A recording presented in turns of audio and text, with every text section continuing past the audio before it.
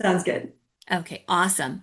Everybody, my name is Michelle with MC Writes and Snaps and the Country Note, and I am here today with Lucy of Calamity Jane.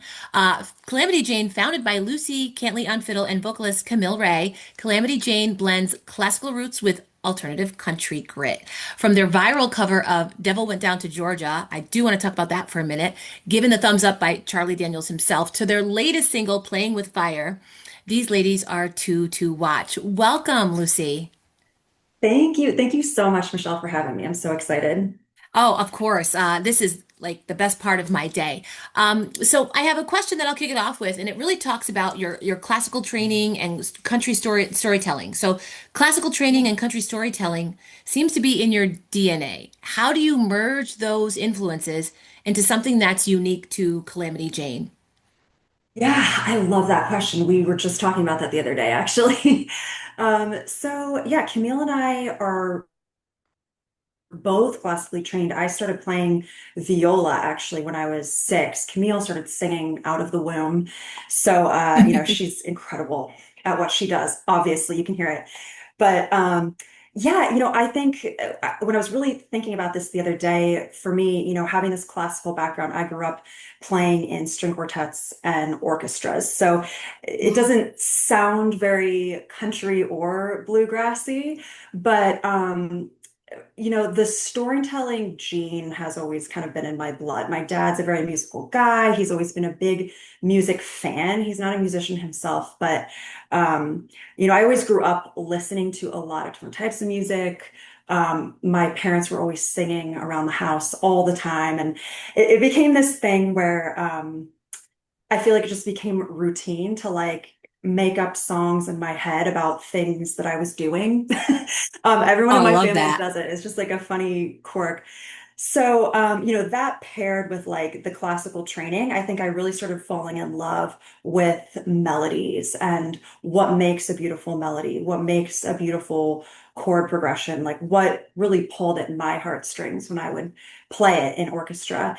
Um, and, I grew up in New Jersey, so not a very like country influence. But again, I did have a lot of family members that just coincidentally loved country music. So I kind of grew up listening to a lot of Tim McGraw and Faith Hill. Mhm. And that also started to influence me a lot. I just became like a really hardcore country music fan from an early age. And, as I went through school, I was a music performance major in college for viola performance. And after I graduated, I had to really think about what I wanted to do. Was it going to be grad school Mm. for classical music? Do I want to kind of go the orchestral route, or um, was there something else I wanted to do? So I was always really interested in like actually playing country music and actually learning how to write songs of my own, which I'd never really officially done. So that's when I made the transition, kind of playing in country cover bands for a while and just getting comfortable on fiddle. And Ooh. I obviously loved it. So then that kind of helped me, pushed me into getting more comfortable with songwriting. And so yeah, I think like for me personally, the blend of this like bluegrass kind of newgrass sound that we have now was just a long-lasting love of country music that I've always had, but then also this love of um, melodies and what makes a Yeah. song sound beautiful. And I think that um, for whatever reason, like a lot of those chord progressions in classical music, I actually just pieced this together the other day, but I think they have a lot in common with like a lot of like Irish and Celtic traditional music. Oh, yeah. And I think a lot of our songs, you can hear that like open sound that you hear in that type of music. And that's not a coincidence. It's just always, where my ear seems to be drawn. And I know for Camille, it's a similar story because she actually grew up in Appalachia. So she grew up in Yeah. Kentucky, like where bluegrass was being played all the time. But she'll say like she kind of got into the country pop world when she moved to Nashville, as so many people do. And so Yeah. once we started working together, it's kind of been this cool blend where we both like brought each other back to our roots and like what we really wanted to write about. I So that's love where we are. that. Well, you know, Nashville, Music City, so it's all genres. I've interviewed other people who are in Nashville just because they want to be around great artists, right? And great writers, and that's the draw. Yeah. But country, I think, is really, I don't want to say changing, but morphing. And there's just so many new folks doing country music. And you say you're from New Jersey and you think of it not as country. I go to the Yeah, Barefoot Country Music Festival every year in Wildwood, New Jersey, and you will find the biggest country music fans there. it's true. That's almost exactly where I'm from too. Oh, that's So too it's awesome. cool. Yeah. Maybe we'll see you there sometime. Oh yeah, I know. I would love to. That'd be so fun to play. Oh, I have so many family in the area, so Oh, that's awesome. So you guys yeah. had a debut single, Charlie Daniels' song Devil Went Down to Georgia, and he gave you guys kudos with his stamp of approval. Um, how did that come to be? Because that was quite a while ago, and I know you're comfortable with country music now, but why that Yeah. song? Well, yeah, it's funny. This comes up a lot too. As an primarily an instrumentalist, I sing background vocals in our duo, but I've never really considered myself a vocalist. So, Devil Went Down to Georgia is one of those like rare country songs where it's really all about the fiddle. So it's one of It those songs is. where I've always felt really connected to, and I've always kind of felt like, hey, if I'm gonna play fiddle, I better be able to play this song whenever anyone Excellent point. requests.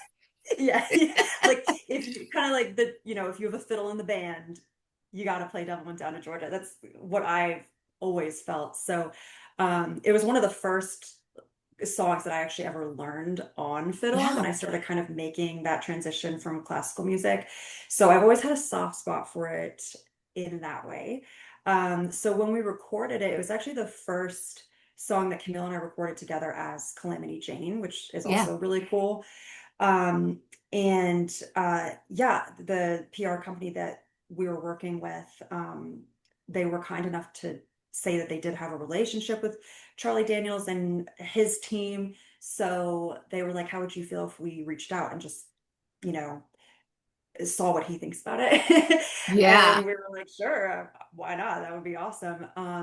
So that's kind of how that connection came about. And we were so lucky that, yeah, he said that he liked it. It caught his attention. It was something different.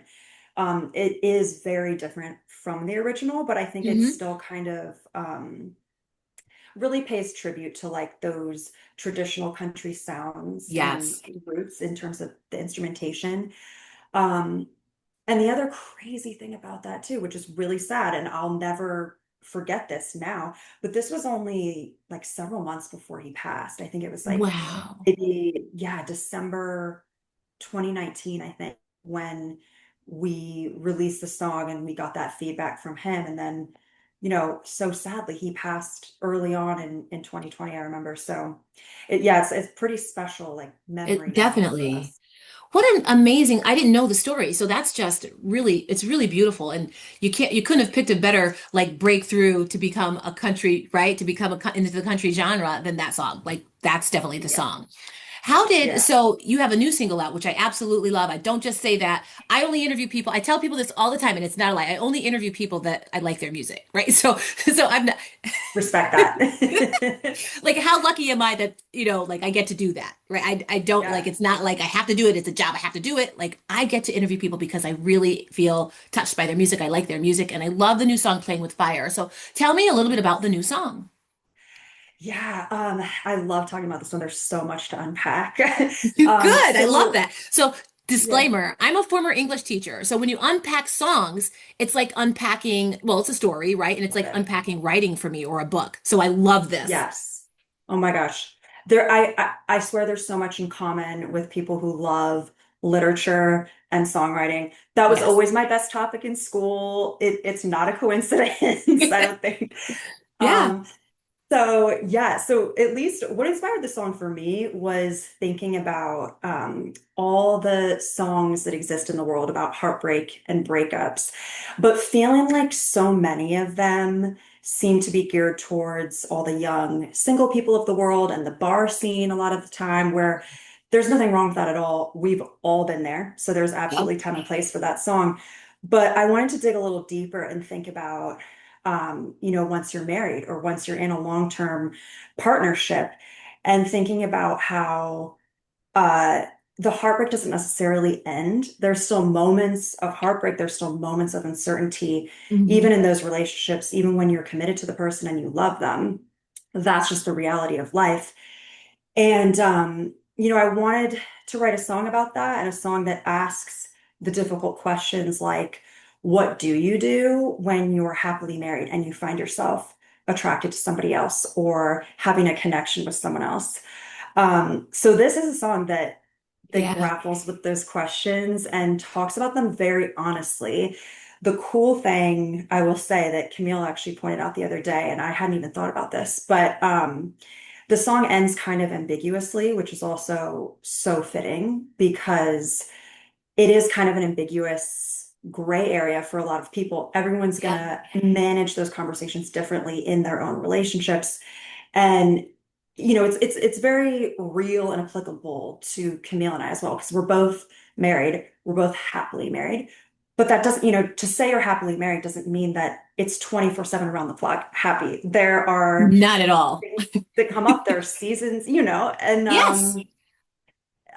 so for me, I kind of felt like I know what my thoughts are, kind of what my ending to this song is, but anyone else listening to it could have a different interpretation. So I definitely don't think it's your standard like love triangle song. It's a lot No. deeper than that.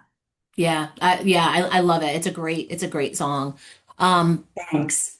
One of the things I want to touch upon, which I think is really interesting that I've read about you guys, and I do see you on social media, but I know that you Mhm. stepped away from social media for a while. And so many of us wrestle with that.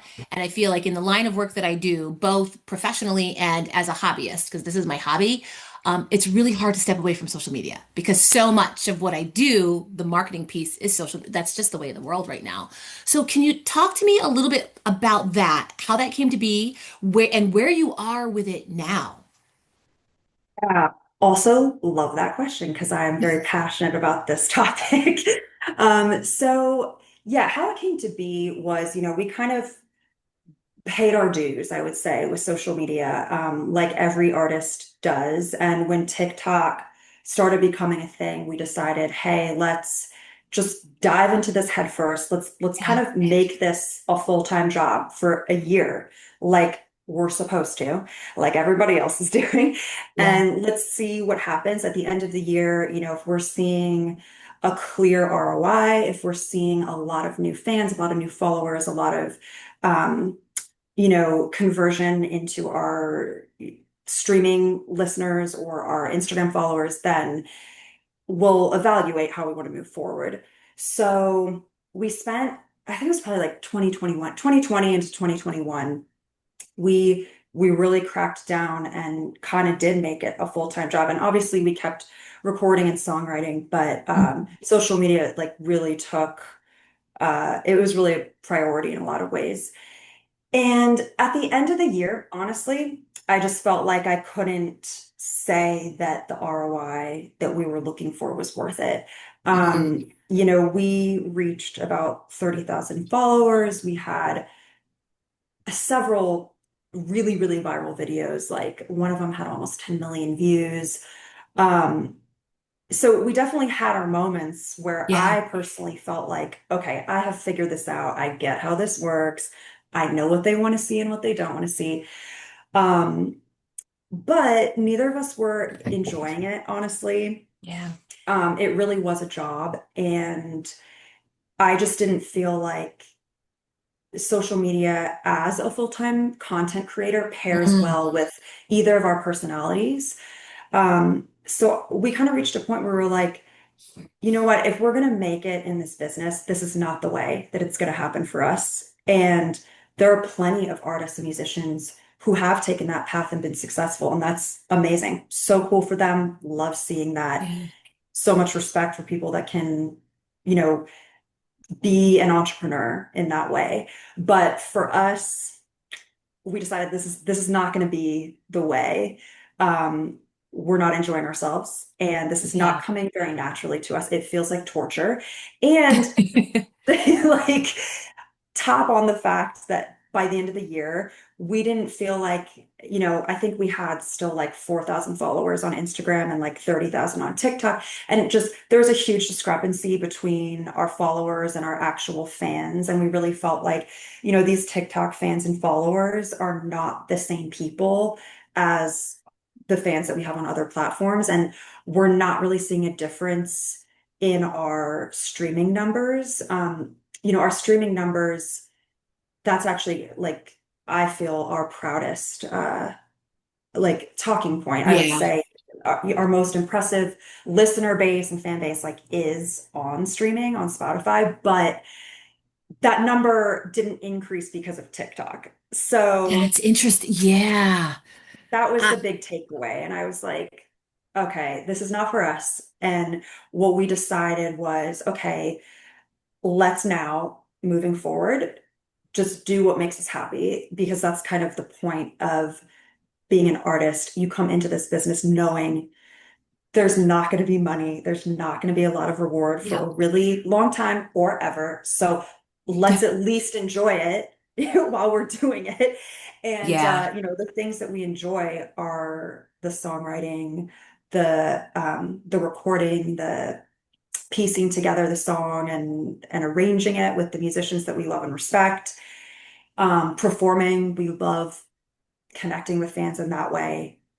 So those are things that we've really shifted focus on. And we post on social media, sort of Instagram, we've kept as like a landing page for information. That's kind of what I call it. Yeah. Like we will put, any updates about what we're doing, what we've been up to, you'll absolutely find there. It's not that we're totally non-existent on socials, but Yeah. I think it's clear that it's not something that we're doing on a daily basis as a priority. And I even put in our Instagram bio, musicians, not content creators, because I don't know if Mhm. anyone sees that and actually understands like the weight of what that means to us. But to me, I'm like, this should say it all. We're not here to be influencers on Instagram or TikTok. Yeah.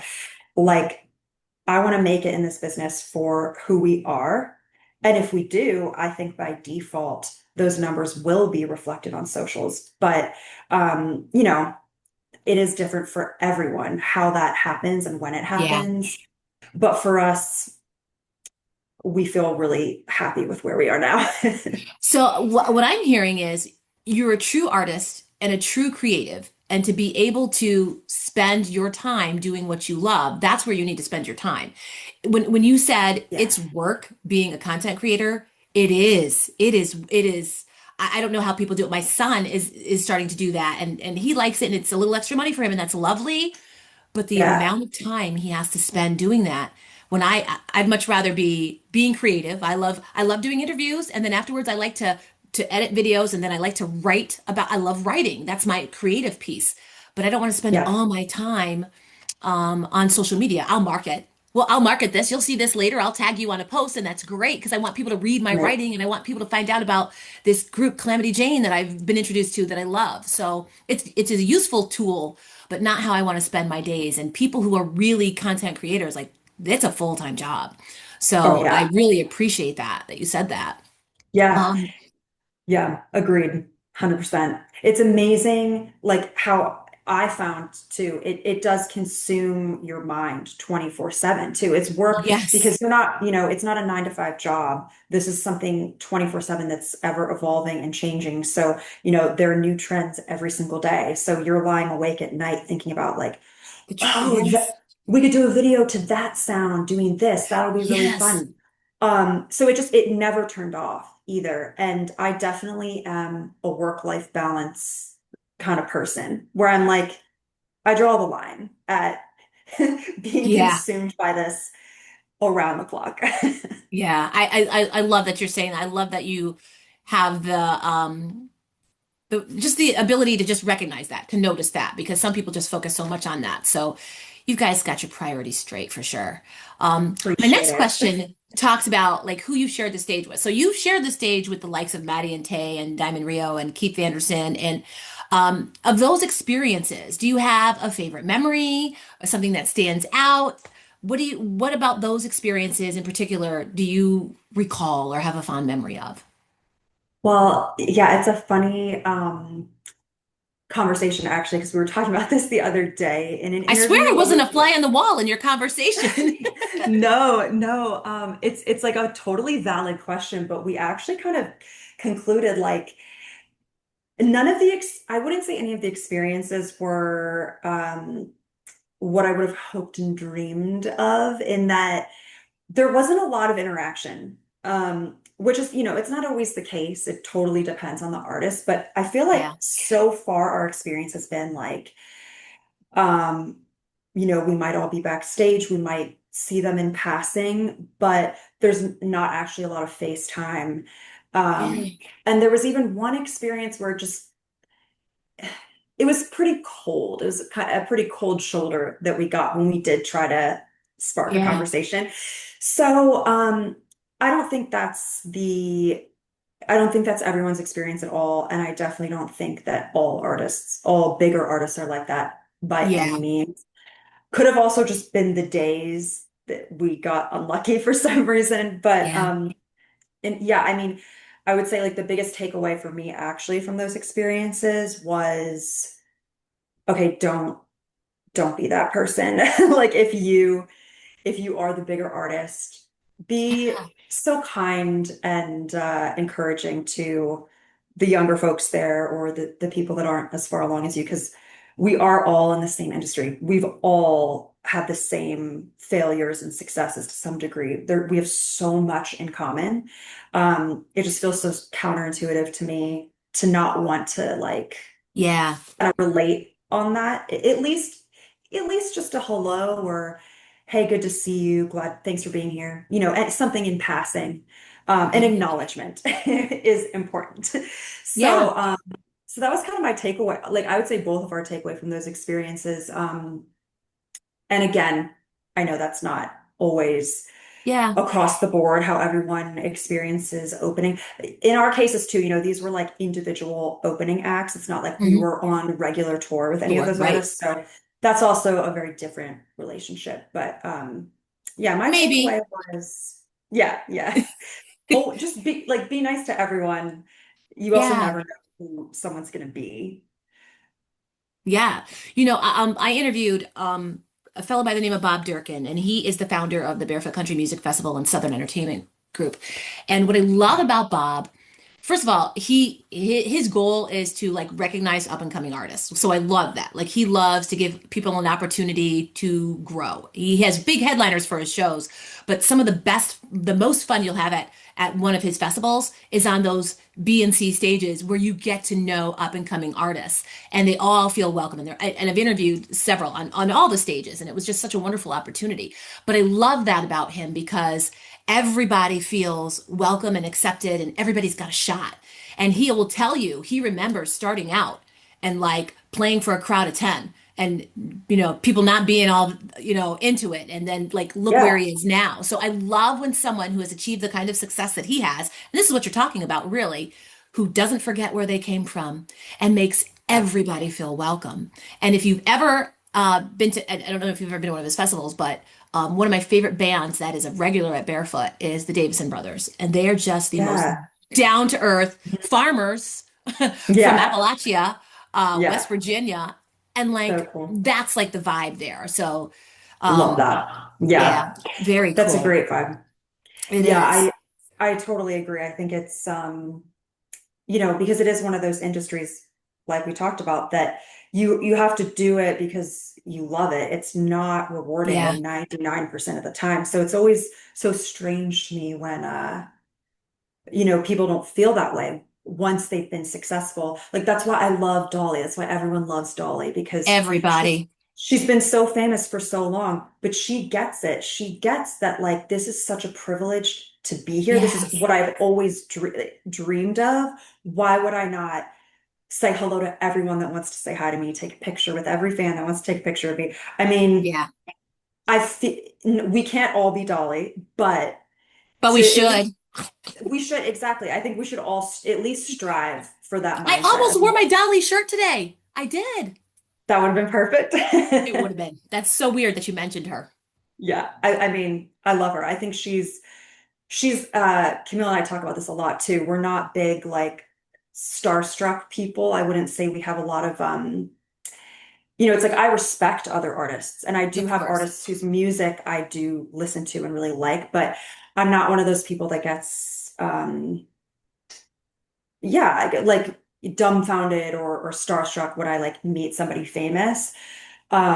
Just because, I think Nashville's like a small town. Everyone's kind of connected too. So Yeah. we get used to that a little more. But Dolly's like the one person where if Oh I yeah. were to meet her, I would just be like, I love you. I really Yep. love I'd you. be a bumbling idiot probably. I just think Yeah. she's like good. She's such a good, like good people that I'm just Yeah. in awe of her and Yeah.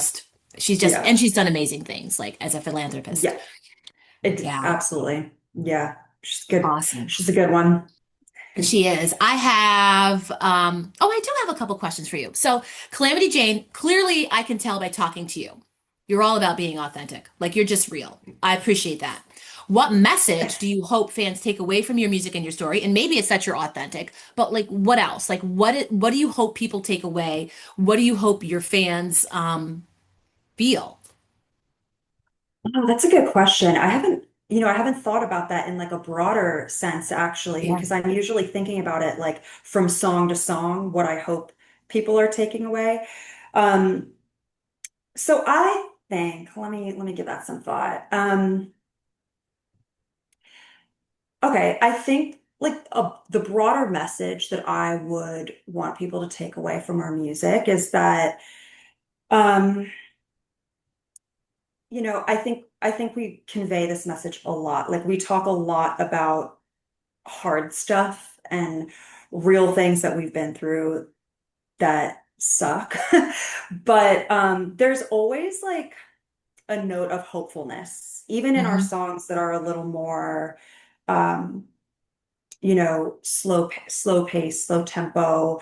Um, the sadder songs, honestly, I Yeah. still feel like there's always a note of hopefulness. So I actually think like for me, that would be the message that I would want to send because I think that's a theme that comes up in all of our songs actually is like no matter how dark it gets, like Hmm.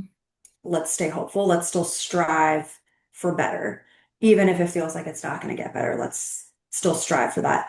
Yeah. So I think that's like tends to be my general mentality in life. Like I do tend to be a very hopeful person, even though Mhm. I'm a very passionate uh, person that also has a lot of anger sometimes. So, it's not that all the other emotions aren't there. I just feel like at the Yeah. end of the day, I always land on like, this is going to get better or we can do better. Yeah. So I hope that people take that away too. Yeah. I feel like I'm the same way. The world is a little crazy right now. And so Yep. it's, but you know what? I am so freaking positive. I just feel like, and it's so simple. And people are like, Michelle, how can you do this? I control what I can control. I have a loving Yeah. family, um, a really cute dog, a couple of dogs, three dogs actually. Huge They make me plus. really happy. They make me really happy. Like it's really the simple things. Like like Yeah. the old cliche, it's the little things. It really Yeah. is. And I'm going to control what I can Yeah. control because no matter what's going on outside in the crazy world, I'm relatively pretty happy and I feel pretty fortunate. So it's really Yes. easy for me. And I was when I was younger, I probably would get angry and I was more of an activist because I was. Yeah. I don't have the time for that now. I don't have the energy. So I'm just gonna, live my life and do the things I Yeah. enjoy and interview up and coming country music artists and write about it and enjoy my family. I think that sounds like a pretty great way to be. It sounds like a great way to live. Yeah, I love that too. I think that also just choosing to live your life that way, you are still making a difference. You are still putting good out into the world, by Yeah. just choosing to be happy or choosing to take care of yourself and the people that you love and the other people that you interact with. I think that in and of itself is sort of active Yeah. goodness that you're projecting into the world. You don't, not everyone's job is like in activism or in politics for sure, Yeah. but we can still like embody those values and that like make a difference. So yeah, I feel the same way about music and everything that we're doing. There's so many times where I'm like, oh, I could be doing a million other things that probably would also make me happy that I feel really passionate about. But Hmm. this is what I love. This is what I'm focusing on in my life, in this lifetime at least. So I'm gonna try to like do the best I can here. Yeah, that's awesome. I love that message. So before we wrap up, one last question. I think you have one more date coming up on the calendar. What's next for y'all, and Yeah. where can folks see you next? Yeah, so yeah, that is right. I'm actually going on maternity leave in November. So Congratulations. thank you. Thanks. Yeah, it's been a crazy summer, to say the least, because it's been so busy and I've been going through it all with a lot of morning sickness and whatnot. Oh, But poor thing. we did it. We've pushed through. So yeah, our final show of the season is going to be Wednesday, October 15th at Fox and Lock in Leapers Fork outside of Nashville for anyone who's familiar. Oh, And it's going to be a really, really fun show because it'll be our last show of the season. And that's like our favorite venue to play. So it's going to be really fun. oh, I wish I could be there. I'm Um, gonna tell my sister lives in Lewisburg. I'm gonna tell her to yeah. go. I don't know Oh if my she can gosh. go. Yes. Well, yeah, tell everyone to come. It's just gonna be really fun and like nostalgic, I think.